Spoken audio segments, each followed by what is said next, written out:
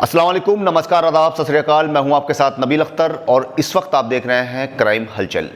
1 सितंबर 2024 दो भाई घने जंगलों में ट्रैकिंग के लिए घर से निकलते हैं। ट्रैकिंग के लिए ये लोग चुनते हैं जयपुर में नाहरगढ़ की पहाड़ियां। अचानक इन दोनों भाइयों का प्लान बनता है कि चलो ट्रैकिंग के लिए नाहरगढ़ की पहाड़ियों पर चला जाए। ये दोनों ही भाई राहुल और आशीष एक फाइनेंस कंपनी में काम करते थे। सुबह से शाम हो जाती है, जिसके बाद ये दोनों अपने घर वालों को फ़ोन करके बताते हैं कि ये दोनों एक दूसरे से बिछड़ गए हैं और रास्ता भी भटक गए हैं। उनकी कुछ समझ में नहीं आ रहा है कि वो क्या करें।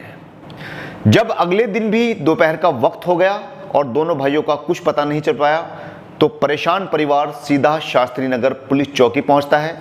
लेकिन यहाँ पर पुलिस उन्हें यह कहकर टाल देती है और बता देती है कि यह मामला ब्रह्मपुरी थाने का है, इसलिए वहीं जाइएगा।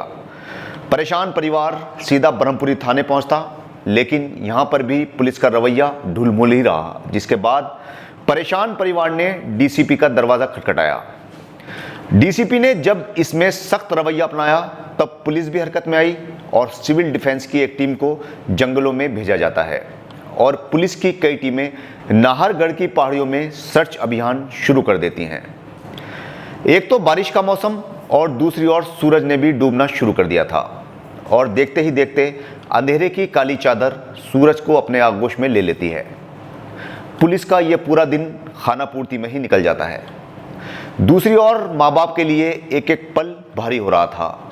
उनका बस नहीं था कि वो खुद जंगल में चले जाएं और कैसे भी करके अपने बच्चों को ढूंढ कर ले आएं। वो लगातार दोनों के नंबरों पर कॉल कर रहे थे, लेकिन कभी तो फ़ोन नॉट रीचेबल आ रहा था और कभी स्विच्ड ऑफ आ रहा था। अगले दिन से पुलिस के साथ साथ एनडीआरएफ और एसडीआरएफ की टीमें दोनों भाइयों की तलाश में लग जाती हैं।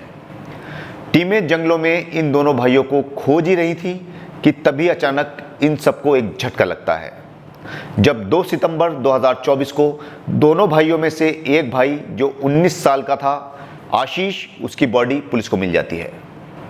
पुलिस परिवार को आशीष की बॉडी मिलने की खबर भेजती है और उसकी बॉडी को पोस्टमार्टम के लिए भिजवा दिया जाता है। परिवार को गहरा सदमा पहुंचता है और वो उस वक्त को कोसने लगते हैं जब उन्होंने दोनों भाइयों को ऐसी खतरनाक जगह जाने की इजाज़त दे दी थी। पुलिस भी परेशान थी कि पहले तो 2 भाइयों की मिसिंग ही थी, अब एक भाई की लाश मिलने के बाद मामला और पेचीदा हो जाता है। अब पुलिस के सामने जल्द से जल्द दूसरे भाई को तलाश करने का टारगेट था, क्योंकि एक भाई की लाश मिलने के बाद पुलिस की पेशानी पर भी बल पड़ना लाजमी थे। पुलिस अपनी तलाश तेज कर देती है। अब पुलिस ड्रोन कैमरों के साथ साथ 200 लोगों की टीम भी इस सर्च अभियान में शामिल कर लेती है और उस रूट का चप्पा चप्पा छान लिया जाता है जिस रूट पर ये दोनों भाई गए थे। इसी बीच पोस्टमार्टम रिपोर्ट भी आ जाती है, जिसमें आशीष की मौत सिर में चोट लगने की वजह से होना सामने आता है। इससे ज़्यादा पोस्टमार्टम रिपोर्ट में कुछ नहीं आता। पुलिस पशोपेश में थी कि आखिर इतने घने जंगल में आशीष की मौत 24 घंटे के अंदर ही अंदर कैसे हो गई है। 1 सितंबर से लेकर 10 सितंबर तक इस मामले में पूरे 10 दिन हो चुके हैं। सर्च अभियान अभी भी जारी है और दोनों भाइयों का बिछड़ना और एक भाई की मौत हो जाना पुलिस के लिए एक पहेली बना हुआ है। पुलिस से लेकर सभी एजेंसियों तक के हाथ पूरी तरह से खाली हैं। पुलिस ने छोटे भाई का मोबाइल फ़ोन भी बरामद कर लिया है, लेकिन बड़े भाई का 10 दिन बीतने के बाद भी कुछ पता नहीं चल पाया। पुलिस ने दोनों भाइयों की कॉल डिटेल निकलवाई तो पता चला कि गायब होने से एक दिन पहले इन्होंने अपनी ही कंपनी में काम करने वाली एक लड़की से आखिरी बार बात की थी। अब पुलिस इस पहलू पर भी जांच कर रही है कि क्या जंगल में भटक जाना महज एक इत्तेफाक है या फिर प्यार मोहब्बत का कोई एंगल। अब पुलिस इस पहलू पर भी जांच कर रही है। नाहरगढ़ के जंगल बेहद खतरनाक हैं और यहाँ पर तेंदुए भी काफ़ी बड़ी संख्या में मौजूद होते हैं। ऐसे में किसी अनहोनी की आशंका को देखते हुए भी फैमिली डरी हुई है।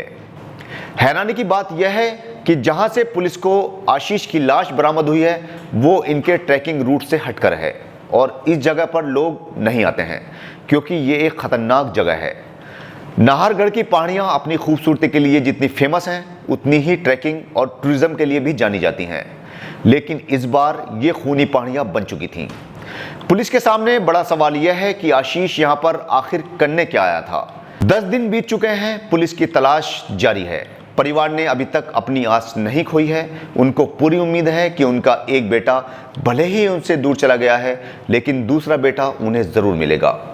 कल आपसे फिर मुलाकात होगी एक नई कहानी के साथ। तब तक अपना और अपने परिवार का अच्छी तरह से ख्याल रखिए और देखते रहिए क्राइम हलचल विद नबील अख्तर। जय हिंद।